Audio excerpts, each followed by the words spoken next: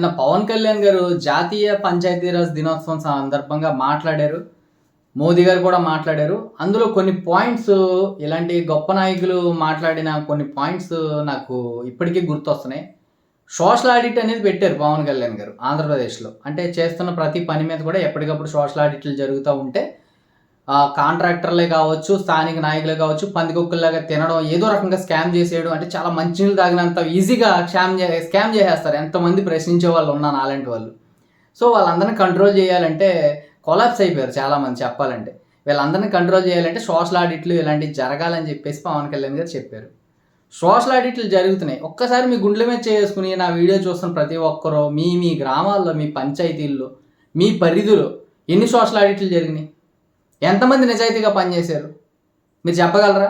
అక్కడ రాష్ట్రాన్ని పాలించే చంద్రబాబు నాయుడు గారే కానీ, ఉప ముఖ్యమంత్రి పవన్ కళ్యాణ్ గారే కానీ, వీళ్ళకి కేంద్రం సపోర్ట్ మద్దతుగా ఉన్న మోదీ గారే కానీ, స్థానిక ఎమ్మెల్యేలు ఎంపీలే కానీ, అంటే మా ఎమ్మెల్యే రఘురామకృష్ణరాజు గారే కానీ, ప్రతి ఒక్కరూ కూడా కోరుకునేది ఒకటే, ఒక రూపాయి వచ్చిందంటే లబ్ధిదారుడికి వెళ్ళాలి, ఒక గ్రాంట్ వచ్చిందంటే సక్రమంగా వాడాలి, ఒక పని జరిగిందంటే ఆ పని ఉపాధి హామీయే కావచ్చు, ఏ పనులైనా కావచ్చు. ఇప్పుడు కొన్ని పేర్లు మెన్షన్ చేస్తే కొంతమందికి దడదడలాడిపోతుంది. ఏ పనైనా కానీ సక్రంగా జరుగుతుందో లేదో అని కనీసం 90% అన్నా చేయండి. ఒక 10% తింటారో బొక్కుతారో, పందికొక్కలా తినటం మీకు అలవాటే కదా. 10% 20% కక్కుర్తి పడ్డారంటే అనుకోవచ్చు. కనీసం మీరు ఎంత దారుణంగా ఎంత దరిద్రంగా చేస్తారంటే ఒక లైన్ ఉండదు, ఒక పాడు ఉండదు. ఏ పని చేసినా కానీ వంకర టింకర పనులే. సో మీరు గుండెల మీద చేసుకుని చెప్పండి, సోషల్ ఆడిట్లు ఎంత సక్రమంగా జరుగుతున్నాయి? అసలు సోషల్ ఆడిటర్ వచ్చాడని తెలుసా మీకు? మీ గ్రామాల్లో, మీ పంచాయతీల్లో సోషల్ ఆడిటర్ వస్తున్నాడో, ఆడిట్లు జరుగుతున్నాయని తెలుసా? అంటే కొన్ని చోట్ల జరుగుతున్నాయి, కొన్ని చోట్ల నిజాయితీకి నిబద్ధత జరుగుతున్నాయి. అది కూడా పవన్ కళ్యాణ్ గారి పేషీకి వెళ్తే వాళ్ళ టీము మళ్ళీ వచ్చి కొంతమందిని సస్పెండ్ చేసి కొత్త అధికారులు మళ్ళీ రీసర్వే చేసి ఇన్ని చేస్తున్నారు. దయచేసి పవన్ కళ్యాణ్ గారు నేను కోరుకునేది ఒకటే, మిమ్మల్ని రాష్ట్రం అంతా రీసర్వే చేయండి ఒకసారి. సోషల్ ఆడిట్ మొత్తం అంతా చేయండి. చంద్రబాబు నాయుడు గారిని కానీ, లేదా కేంద్ర పెద్దలను కానీ, ప్రతి ఒక్కరిని కూడా నేను కోరుకునేది ఒకటే, కేంద్ర పెద్దలని ఒక నిఘా వేసి ఉంచండి. ఇక్కడ ఇప్పటికీ వైసీపీ తాలూకా వాసనలు ఇంకా వస్తానే ఉన్నాయి.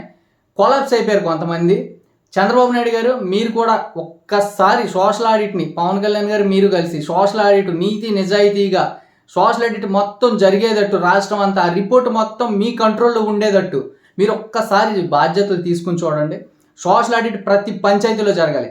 అది ఎలా జరగాలని అంటే, ఇప్పుడు ఈ కూటమి గవర్నమెంట్ వచ్చిన తర్వాత వచ్చిన నిధులకే కాకుండా గత 5 సంవత్సరాల్లో, అంటే 2019 నుంచి 2024 మే నెల వరకు ఏమేం జరిగినాయి, ఎంతెంత ఖర్చు పెట్టారు, ఎంతెంత బొక్కేశారు, ఇవన్నీ కూడా బయటికి లెక్కలు తీసి ప్రతి రూపాయి కక్కించాలి.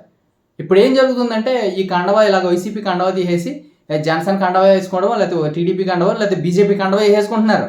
అలా అనుకుంటున్నారు. కళ్ళు మూసుకునే వెళ్ళిపోతే అలాగ ఆహ్వానించేస్తున్నారు, మనల్ని జెండా గప్పేస్తున్నారులే, మర్చిపోతారు గప్చిప్ సాంబార్ గుడ్ అని. కానీ అది కరెక్ట్ కాదు కదా.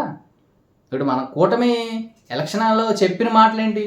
ప్రతి రూపాయి కక్కిస్తాం, ప్రతి రూపాయి ప్రజలకు చేరే విధంగా చేస్తామని లక్షల కోట్లు వెనకేసుకున్నారు. ఇప్పుడు వచ్చి కండవాలు మార్చేస్తాం మేము, మళ్ళీ బొక్కేసాం, ఇప్పుడు బొక్కేస్తాం, మళ్ళీ కండవ మార్చుకుని వచ్చి మళ్ళీ బొక్కేస్తాం అని అంటే ఎంతవరకు కరెక్ట్?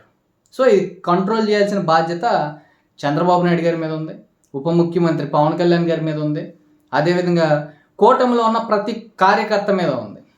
ఇది అర్థం చేసుకుని రాబోయే రోజుల్లో ప్రతి ఒక్కరు అవినీతి కూడా బట్టబయలు చేసి గుడ్డలోడదీసి రోడ్డు మీద నుంచోబెట్టి ప్రతి ఒక్క అవినీతి సొమ్ముని రూపాయిని తీసుకొచ్చి ప్రజలకి ఖర్చు అయ్యే విధంగా, ప్రజలకి ఏం కావాలో అవి చేసి పెట్టే విధంగా ప్రతి ఒక్కరిని కూడా శిక్షించాలని చెప్పేసి కూటమి గవర్నమెంట్ని కోరుకుంటున్నాను నేను.